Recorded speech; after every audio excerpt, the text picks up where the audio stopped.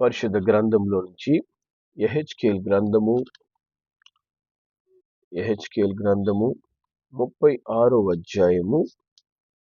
యెహెజ్కేలు 36వ అధ్యాయము 36వ వచనాన్ని మనము చదువుకుందాం.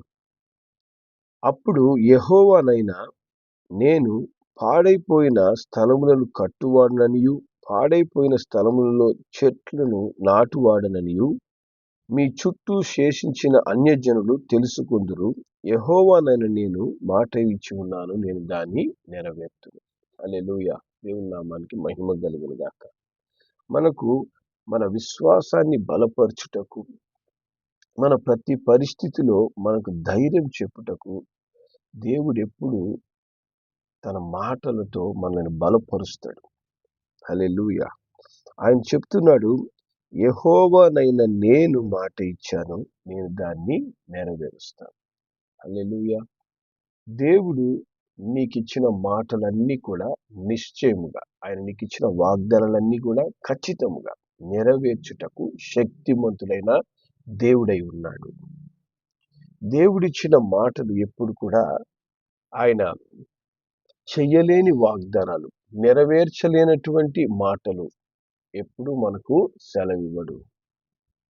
ఆయనకిచ్చే మాటలన్నీ కూడా మనకు అసాధ్యముగా కనపడచ్చు.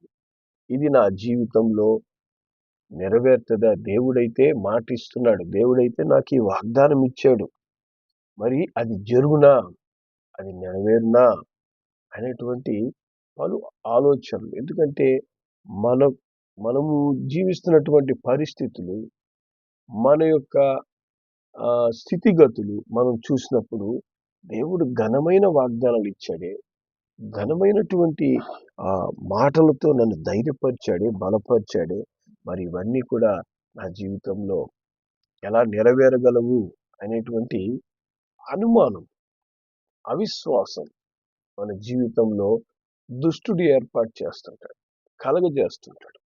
దేవుడు అంటున్నాడు, నేను మాట ఇచ్చాను, నేను ఎవరిని నేను తెలుసుకోవాలి.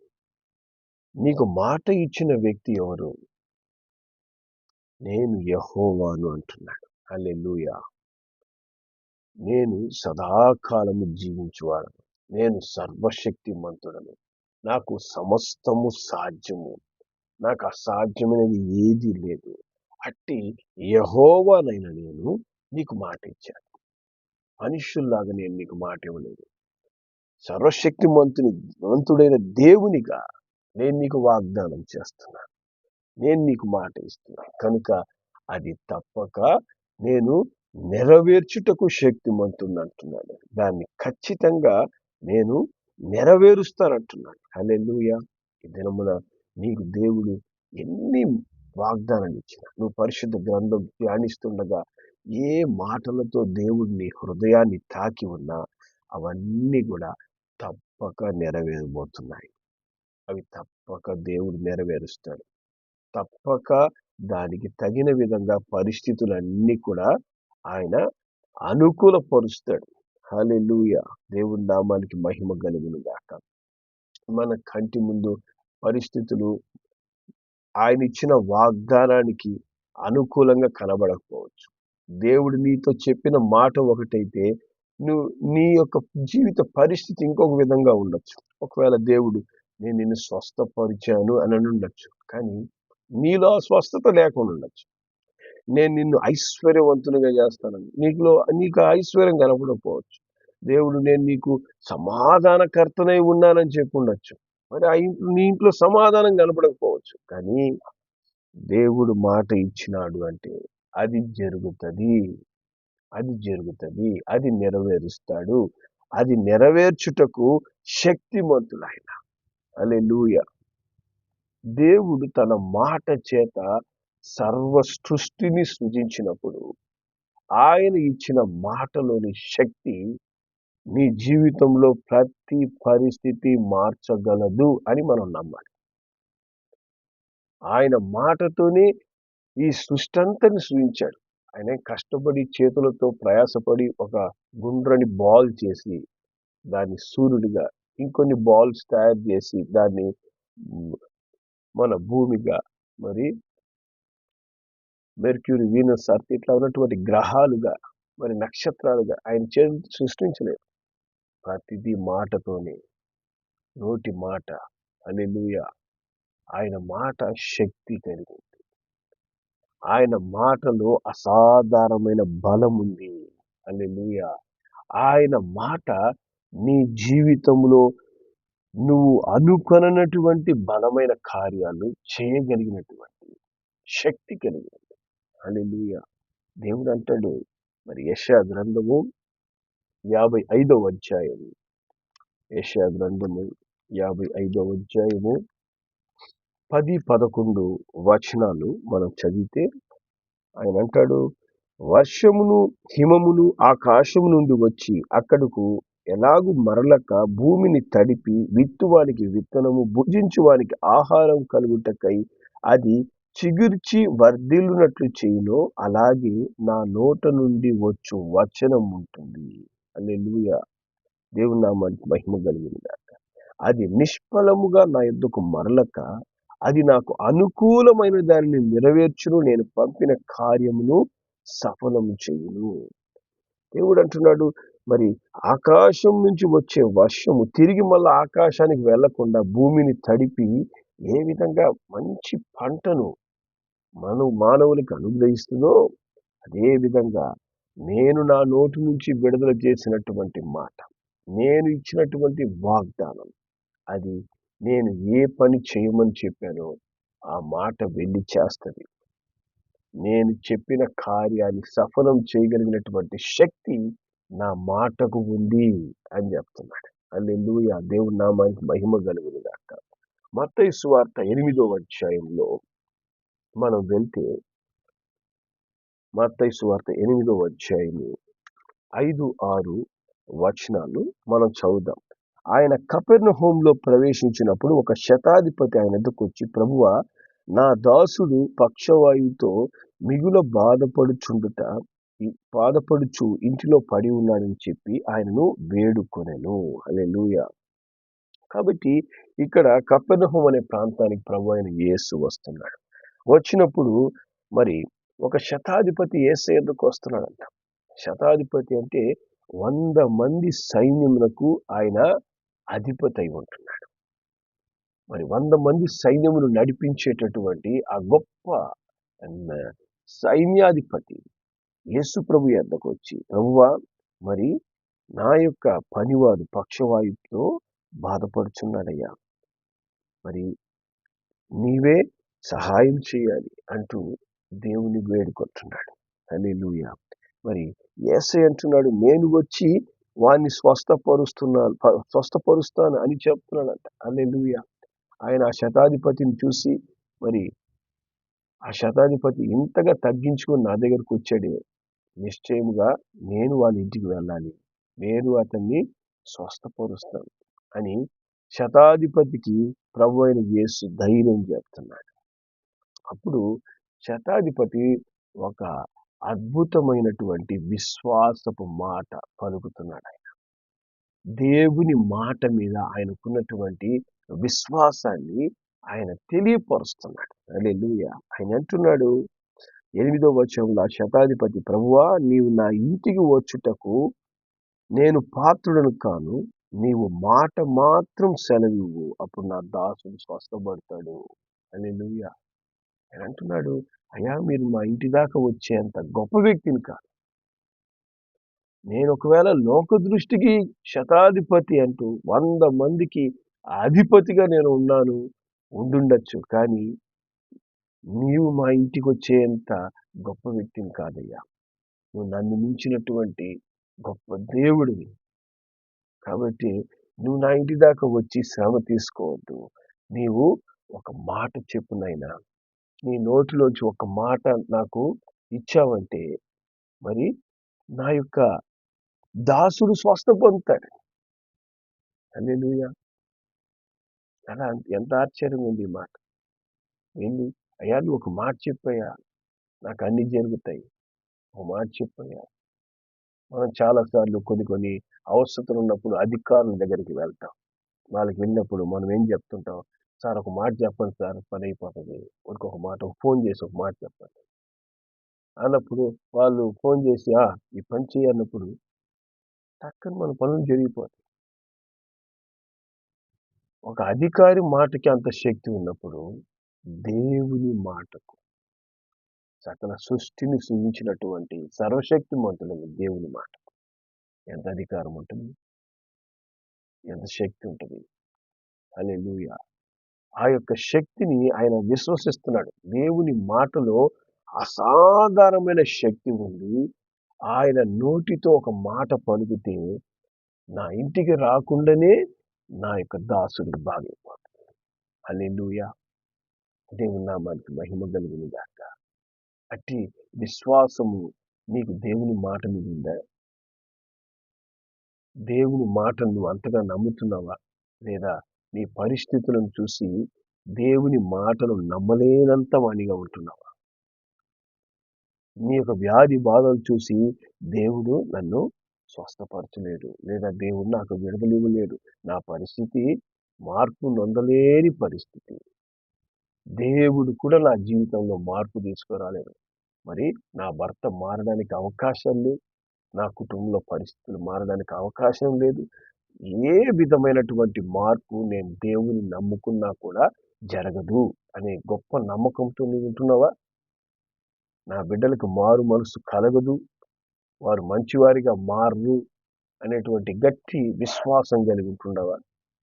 నీ విశ్వాసము దేవుని మాట మీద ఉండాలి. దేవుని మాట మీద నీ విశ్వాసం. హల్లెలూయా. పరిస్థితులన్నీ మనకు విరోధముగా ఉన్నా కూడా దేవుడు మాట ఇచ్చాడు, నన్ను నడిపిస్తానన్నాడు. దేవుడు మాట ఇచ్చాడు, నన్ను ఆశీర్వదిస్తానన్నాడు. దేవుడు మాట ఇచ్చాడు, మా కుటుంబాన్ని రక్షిస్తానన్నాడు. హల్లెలూయా. దేవుడు సమస్తము నాకు మేలు కొరకే మారుస్తానని చెప్పాడు.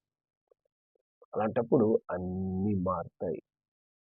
అన్నీ మార్పు చేయగలిగినటువంటి శక్తి దేవుని మాటలో ఉంది ఖచ్చితంగా. హల్లెలూయా. అని నువ్వు నమ్ముతున్నావా ఈరోజు? ఆ నమ్మకం నీలో ఉందా? శతాధిపతిలో ఆ నమ్మకాన్ని చూస్తున్నాడు యేసు ప్రభు. శతాధిపతి చెప్తున్నాడు, అయ్యా నువ్వు నీ మాట చెప్తే చాలా అద్భుతం జరగద్దని నేను నమ్ముతున్నాను. నీ మాటలో ఆ శక్తి ఉంది. నువ్వు నా ఇంటి దగ్గర రానవసరం లేదు. నీ మాట ఇస్తే దాన్ని జాగ్రత్తగా పట్టుకొని వెళ్ళిపోతాను నేను. ఆ మాటను పట్టుకొని. యేసయ్య మాట చెప్పాడు చాలు, అయిపోతుంది, అంతా జరిగిపోతుంది. హల్లెలూయా. దేవుని నామానికి మహిమ కలుగును. దేవుడు ఎన్నో సార్లు నీతో ఎన్నో మాటలు చెప్తుంటాడు, ఎన్నో వాగ్దానాలు ఇస్తుంటాడు. ఎందుకు అవన్నీ జరగడం లేదంటే మాట కంటే నువ్వు పరిస్థితుల మీద దృష్టి ఎక్కువైపోతావు. దేవుని మాటను చిన్నది చేసి సమస్యను భూతద్దంలో మనం చూస్తాం. సమస్యను అతి పెద్దదిగా మనం చేసి ఈ పరిస్థితుల్లో దేవుని మాటలు ఎలా ఎలా మార్పుని తెస్తాయి, ఎలా మార్పుని తెస్తాయంటే దేవుడు చేస్తాడు. హల్లెలూయా. దేవుడు చేసినప్పుడు అది ఆశ్చర్యకరంగా ఉంటుంది. దేవుడు నిర్ణయించాల్సినటువంటి సమయంలో, నెరవేర్చాల్సిన సమయంలో దాన్ని తప్పక నెరవేరుస్తాడు. ప్రతి దానికి దేవుడు ఒక సమయంను నిశ్చయంగా ఏర్పరిచి ఉంటాడు. మనము నమ్మకంతో ఆయన వాగ్దానాన్ని ఎత్తి పట్టుకోవాలి. వాగ్దానాన్ని ఎత్తి దేవుని వైపు చూసి మొరపెట్టాలి. దేవా, ఇదిగోనైనా నువ్వు ఈ వాగ్దానం ఇచ్చావు, నాతో ఈ మాట చెప్పావు, దాన్ని నెరవేర్చునైనా. ఆ వాగ్దానాన్ని నమ్మే కృప నాకు ఇవ్వండి. ఆ వాగ్దానాన్ని విశ్వసించాలి. మీరు ఏ మాట చెప్పారో అది జరగతుందని నేను నమ్మాలయ్యా. ఈ పరిస్థితులను బట్టి నేను నమ్మకూడదు. ఈ పరిస్థితులు చూసినప్పుడు నాలో అవిశ్వాసం రాకూడదు.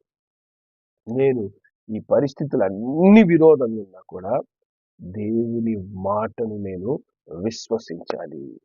దేవుని మాటను నేను నమ్మాలి. దేవునికి సాధ్యము అని నేను విశ్వసించాలి అని నీవు నీ యొక్క విశ్వాసాన్ని పెంచుకోవాలి.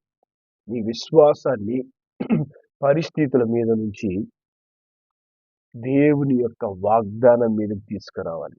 దేవుడిచ్చిన మాట మీదకి తీసుకురావాలి. హల్లెలూయా. దేవుడు ఇది చేయగలడని నమ్మి దేవునికి స్తుతి చెల్లించాలి. దేవుని ఆరాధించాలి. దేవా, నువ్వు చేసినందుకు స్తోత్రం. హల్లెలూయా. నువ్వు నెరవేర్చినందుకు వందనాలయ్యా.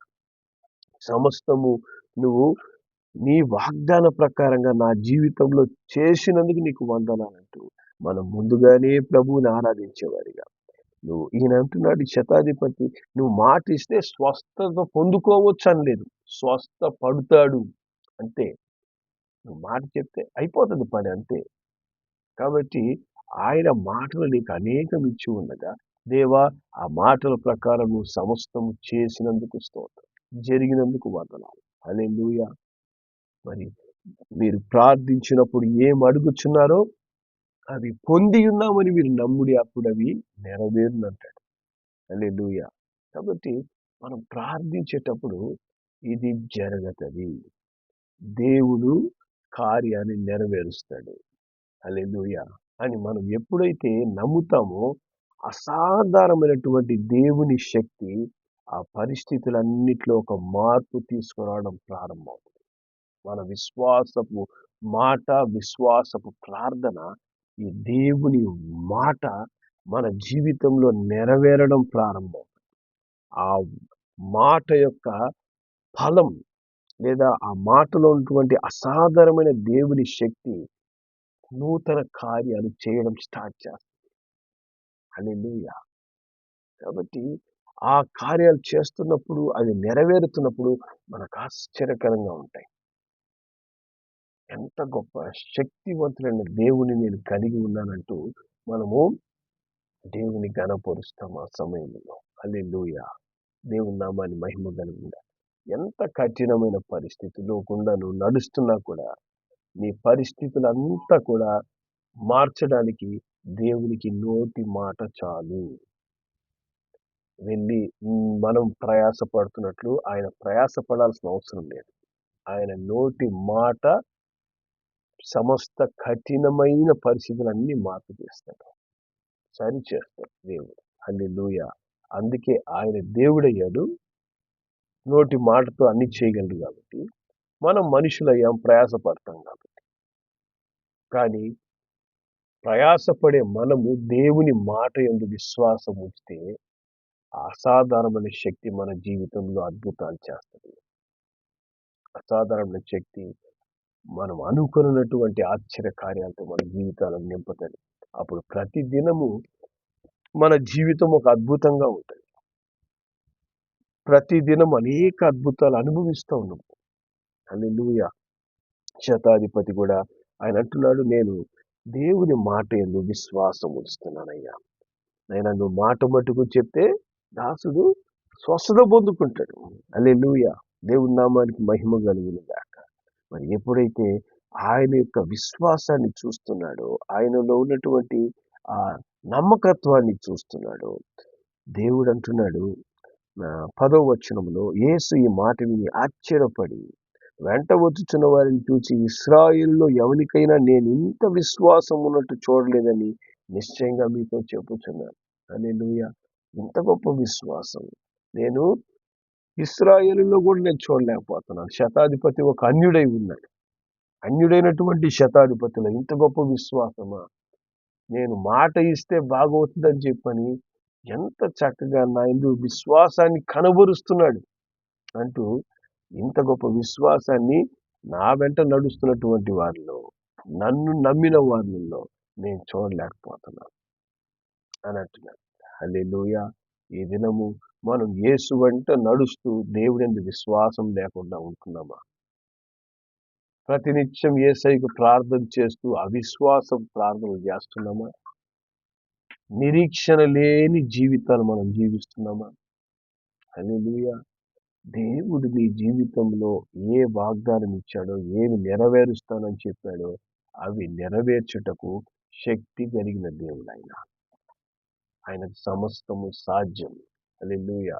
దేవుడి నామానికి మహిమ కలుగును గాక. యేసు ప్రభు మరి ఆ 8వ అధ్యాయం 13వ వచనంలో ఆయన అంటాడు, అంతటా యేసు, ఇక వెళ్ళుము, నీవు విశ్వసించిన ప్రకారం నీకు అవునుగాక అని శతాధిపతితో చెప్పాను. ఆ గడియలోనే అతని దాసుడు స్వస్థత పొందుకున్నాడంట. హల్లెలూయా. ఆయన అంటున్నాడు, ఇక వెళ్ళయ్యా, నువ్వు ఏదైతే నమ్మావో అది జరగదు. నువ్వు నా నోటి మాటను నమ్ముతున్నావు కదా, నా నోటి మాట నీ యొక్క దాసుని స్వస్థపరుస్తుంది, వెళ్ళు. హల్లెలూయా. ఆ మాట తీసుకొని శతాధిపతి ఇంటికి బయలుదేరాడంట. ఇంటికి వెళ్ళే దారిలోనే స్వస్థత, వెళ్ళే దారిలోనే విడుదల. హల్లెలూయా! దేవుని నామానికి మహిమ కలుగును గాక. అనేక సార్లు నేను కూడా చూస్తుంటాను. ఫోన్‌లో ప్రార్థనలు చేస్తున్నప్పుడు అనేక మంది ఫోన్‌లో ప్రార్థన చేస్తున్నప్పుడు యేసయ్య వాళ్ళకి అక్కడ స్వస్థత ఇస్తుంటాడు. ఫోన్‌లో ప్రార్థన చేస్తుండగానే పరిశుద్ధాత్మ శక్తితో నింపబడుతుంటారు. విడుదల పొందుకుంటుంటారు. హల్లెలూయా! ఇది నా నోటి మాట కాదు. ఆ నోటి మాట నుంచి దేవుని శక్తి విడుదలయ్యి దేవుడు వాళ్ళని ముడుతున్నాడు. దేవుడు ఆ స్వస్థతను ఇస్తున్నాడు. హల్లెలూయా! మరి దేవుని మాటకి ఎంత అధికారం ఉంది. ఆ మాటనే నీ నోట్లో కూడా ఉంది.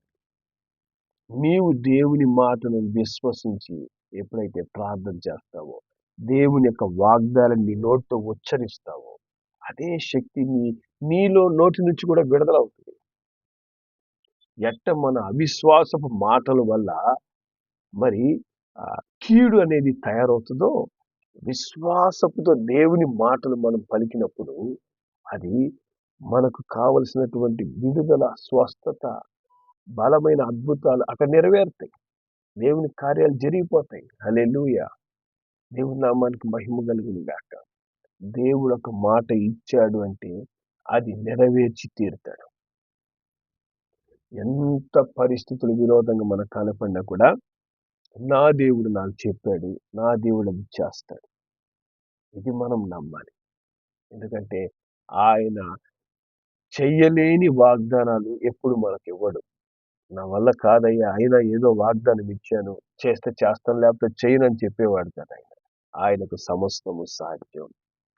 ఆయన సమస్తము చేయగలిగినటువంటి గొప్ప దేవుడు. హల్లెలూయా! అంత శక్తివంతుడైన దేవుణ్ణి ఆయన అంత శక్తివంతమైన మాట ఇచ్చే, మాట ద్వారా సమస్తము చేయగలిగిన దేవుని యందు విశ్వాసం ఉంచు. నీ పరిస్థితుల మీద విశ్వాసము పక్కన పెట్టి దేవుని యందు విశ్వాసం ఉంచండి. పరిస్థితులను నమ్మి మీ స్థితిగతులను నమ్మి అవి అలాగే మార్పు లేకుండా మనము ఉంచేసుకుంటుంటాం. వీటిని పక్కన పెట్టి దేవుని వాగ్దానాన్ని మనం నమ్ముదాం. ప్రతి పరిస్థితిని మార్చగలిగింది దేవుని మాట. హల్లెలూయా! కాబట్టి ఆయన మాట నీ జీవితంలో విడుదలను కలగజేస్తుంది, సమాధానాన్ని కలగజేస్తుంది, రక్షణను అనుగ్రహిస్తుంది, నీ కుటుంబంలో శాంతి సమాధానాన్ని ఇస్తుంది, నీ భవిష్యత్తును అద్భుతంగా నిర్మిస్తుంది, నీకు కావలసిన జ్ఞానం ఇస్తుంది. ప్రతి విషయంలో దేవుని మాట గొప్ప కార్యాలు చేస్తుంది. నీ శత్రు క్రియలన్నిటి నుంచి కూడా నీకు విడుదల ఇవ్వగలిగిన శక్తి దేవుని మాటకుంది. హల్లెలూయా! ఇదని మా మాటను విశ్వసిద్దాం, ప్రార్థన చేసుకుందాం. ప్రేమ కలిగిన మా తండ్రి, నీకు వందనాలయ్యా. యెహోవానైన నేను మాట ఇచ్చాను, దాన్ని నెరవేరుస్తానని వాగ్దానం చేస్తున్న దేవానికి వందనాలయ్యా. నీ మాటకు నైనా సమస్తముపై అధికారం ఉంది, సకల సృష్టిపై అధికారం ఉంది నైనా. మా జీవితంలో మేము ఎదుర్కొనే ప్రతి పరిస్థితిపై కూడా నీ మాటకు అధికారం ఉన్నందుకు స్తోత్రం. నైనా శతాధిపతి నీ మాటలో ఉన్న అధికారాన్ని నమ్ముతున్నానయ్యా. అయ్యా, నువ్వు మాట సెలవిస్తే అన్ని జరుగుతాయి అంటున్నాడు. అవును తండ్రి, మేము కూడా ఎన్నో వాగ్దానాలు మేము పొందుకున్నాం, కానీ నైనా నీ మాటను మేము నమ్మలేని పరిస్థితిలో ఉన్నాం. ఇగో తండ్రి, శతాధిపతికి ఉంచిన ఆ గొప్ప విశ్వాసం మాలో ఉంచండి, మాకు దయచేయండి. నైనా నీ మాటలో ఉన్నటువంటి తండ్రి శక్తిని మేము నమ్మి ఆ మాటను విశ్వసించి అయినా నీ మాట ద్వారా అద్భుతాలు పొందుకునేందుకు, విడుదలను పొందుకునేందుకు, రక్షణ పొందుకునేందుకు, మా కుటుంబాల్లో మేలు కలిగే విధంగా పరిస్థితులన్నీ మార్చే ఆ దేవుని అసాధారణమైన శక్తి నీ మాట ద్వారా మా జీవితాలను విడుదల చేయమని, మమ్మల్ని స్వస్థపరిచి ఆశీర్వదించి నడిపించమని మా ప్రభువుని రక్షకుడైన యేసు నామములో ప్రార్థిస్తున్నాము తండ్రి. ఆమేన్.